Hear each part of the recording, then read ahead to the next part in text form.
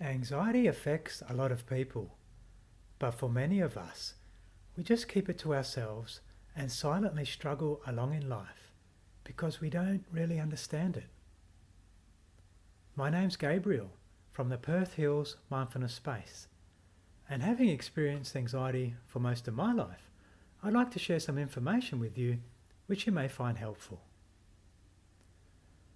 Anxiety is both a mental and physical reaction to situations you perceive to be threatening. And you know you have anxiety when you worry and ruminate a lot. Your breathing becomes shallow and fast. You may have a dry mouth, perhaps a churning stomach, or tightness in your shoulders.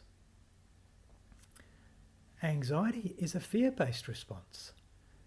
Now, the difference between fear and anxiety is that with fear, the perceived danger or threat is nearby.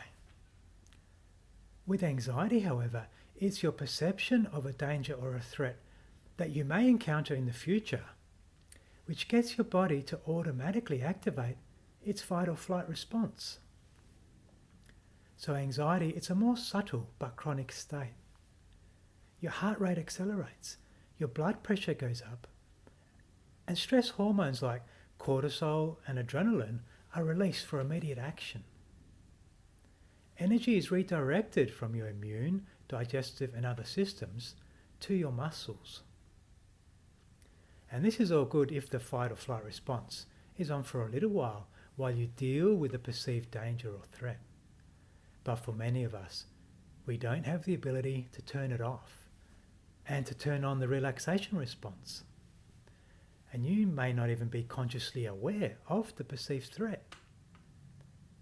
Anxiety can become a habitual way of being. As a result, you can end up with digestive problems, chronic headaches, backaches, sleep disorders, and a host of other illnesses and diseases.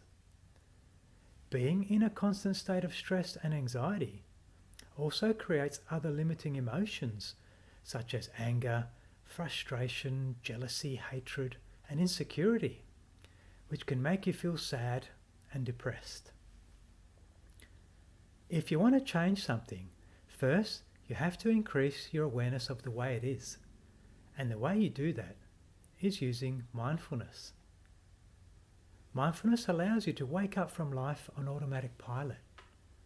Mindfulness is having awareness of what's happening in the present moment, with certain attitudes like kindness, curiosity, and openness. It allows you to change the relationship with yourself, with the anxiety, and with your universe. This means when the anxiety comes up, you're able to observe it with mindfulness, without trying to push it away and without becoming overwhelmed by it. And this brings your body and your mind back into balance. And developing your level of mindfulness, it's like trimming the weeds of anxiety in your garden.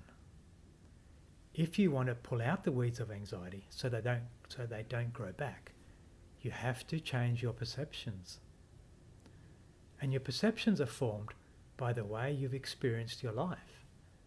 The programs, beliefs, and emotional baggage that you've formed, they become the way that you filter consciousness and perceive your life. Your model of the world, it doesn't exist in words. You're not even consciously aware of it.